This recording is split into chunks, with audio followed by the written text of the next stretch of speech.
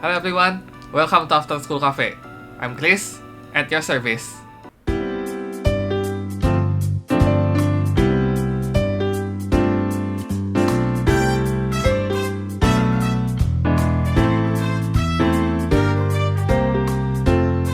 Halo teman-teman, kemarin udah seminggu kita nggak ketemu ya. Jadi kemarin itu aku mempersiapkan diri buat ujian, aku pengen melanjutkan pendidikan ke jenjang S2. Ngomong-ngomong soal pendidikan, hari ini aku ingin melanjutkan pembahasan kita mengenai Fakultas Kedokteran. Mungkin teman-teman bertanya-tanya ya, kenapa pakaian aku hari ini kayak gini? Aku pakai kostum kayak gini karena aku pengen kasih tahu teman-teman mengenai kegiatan sehari-hari anak FK, yaitu jadi detektif. Loh, kok jadi detektif? Jadi hari ini aku pengen menjelaskan ke teman-teman mengenai sistem belajar kita di FK, yaitu mengenai sistem belajar Problem Based Learning atau PBL. Jadi metode belajar di FK itu selain kuliah biasa yang kita ketemu dosen gitu ya diajarin, atau kuliah praktikum kayak waktu SMP atau SMA ada praktikum kimia, fisika, biologi di laboratorium, kita juga mengenal sistem PBL atau Problem Based Learning ini. Nah, kenapa aku bilang kalau PBL ini bikin kita seakan-akan jadi detektif? Aku coba jelasin dari awal dulu ya. Jadi, Problem Based Learning atau PBL ini adalah sistem belajar yang sudah menjadi standar, yang sudah diterapkan di sebagian besar, atau bahkan semua fakultas kedokteran di Indonesia. Waktu itu aku sempat tanya ke teman-temanku yang dari kampus-kampus lain juga, mereka bilang kampus mereka juga pakai sistem PBL ini. Sesuai namanya, Problem Based Learning, ini adalah sistem pembelajaran yang didasarkan oleh suatu masalah. Ya gimana tuh maksudnya? Jadi untuk sistem PBL ini, angkatan kita dibagi menjadi kelompok-kelompok kecil. Misalnya kalau satu angkatan kita ada 100 orang, lalu dibagi menjadi 10 kelompok kecil yang masing-masing berisi 10 mahasiswa. Masing-masing dari kelompok-kelompok kecil ini dipimpin oleh seorang dokter senior yang kita sebut dengan tutor. Dalam kelompok ini, mahasiswa akan diberikan sebuah permasalahan atau kasus yang harus selesai dibahas dalam waktu 1 minggu. Biasanya mengenai suatu penyakit tertentu. Di video kali ini kita coba ambil contoh soal sakit perut ya. Jadi dalam kelas ini nanti, tutor akan membagikan mahasiswanya sebuah kertas yang berisi petunjuk atau clue mengenai penyakit tersebut. Misalnya kayak gini, seorang perempuan berusia 18 tahun datang dengan keluhan nyeri perut sejak 2 hari yang lalu. Di bawahnya nanti akan ada pertanyaan-pertanyaan pemandu atau guiding questions yang bisa kita gunakan sebagai bahan untuk diskusi. Misalnya, informasi apa lagi yang mau kita minta dari pasien ini? Pemeriksaan apa aja yang mau kita lakukan?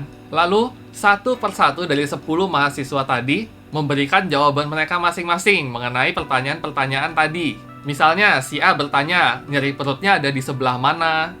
Si B bertanya, udah minum obat apa aja? Lalu si C bertanya, kemarin makan apa sampai sakit perut? Nah, jadi masing-masing gantian gitu ya. Setiap mahasiswa akan mendapat gilirannya. Jadi mereka masing-masing harus aktif dalam diskusi ini. Jadi semakin aktif mahasiswanya, petunjuk-petunjuk atau clue-nya itu juga semakin banyak. Jadinya kita semakin mendapat gambaran yang lebih jelas tentang kasus ini. Udah mulai berasa kayak detektif kan? Lanjut. Setelah selesai diskusi, tutor akan memberikan halaman selanjutnya yang berisi mengenai informasi-informasi tambahan tentang kasus ini. Misalnya kayak gini nih, pasien menyatakan nyeri terasa di regio epigastrium dan dirasakan terutama sebelum makan. Nah, apa itu regio epigastrium?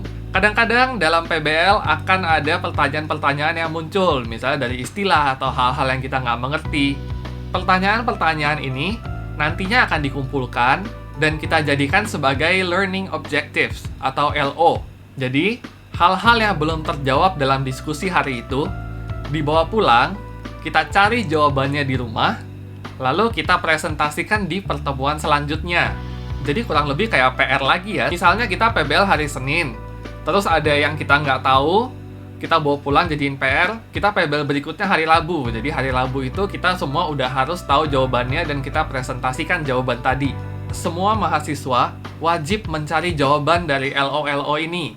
Jadinya pada saat pertemuan berikutnya, saat LO ini dibahas, semuanya itu udah mengerti, semuanya nyambung gitu. Jadi tujuan dari sistem PBL ini adalah agar kita para mahasiswa mau secara aktif belajar, inisiatif dan mencari tahu lebih banyak mengenai suatu topik.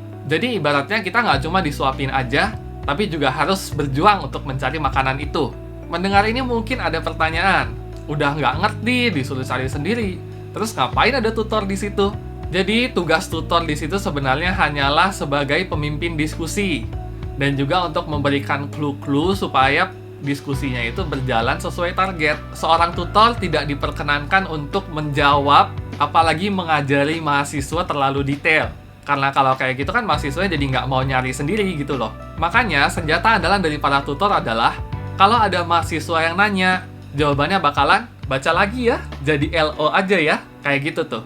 Itulah tutor yang baik sebenarnya. Selain itu, tutor juga bertugas untuk mengawasi kelas itu. Karena kalau misalnya nggak ada yang pegang kendali kan, ya bisa aja mahasiswa-mahasiswanya bukan diskusi, malah main-main sendiri atau sibuk sendiri kan. Aku selain jadi mahasiswa, juga udah pernah ngerasain jadi tutor. Jadi aku udah tahu deh kurang lebih suka dukanya dari kedua sisi itu kayak apa. Menangani mahasiswa yang macam-macam, kemampuan dan personality-nya. Belum lagi kalau ada yang aneh-aneh gitu ya. Kembali ke sistem PBL-nya, jadi biasanya satu kasus itu akan dibahas selama 1 minggu. Jadi, dalam 1 minggu itu, kita sudah harus menemukan solusi atau pemecahan dari kasus yang dibahas. Jadi kita ini kurang lebih kayak detektif, tapi kerja ada deadline-nya gitu. Nah, karena kita kan dibagi ke kelompok-kelompok kecil ya, antara satu kelompok dengan kelompok lain itu pembahasannya pasti ada bedanya. Nggak mungkin semuanya 100% sama.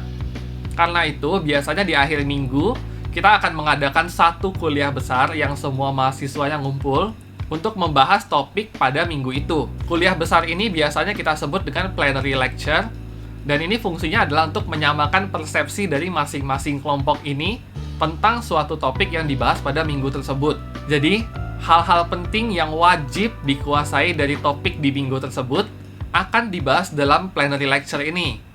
Jadi, kalau ada LO atau ilmu-ilmu tambahan dari kelompok PBL masing-masing, itu udah jadi bonus buat kita. Case closed.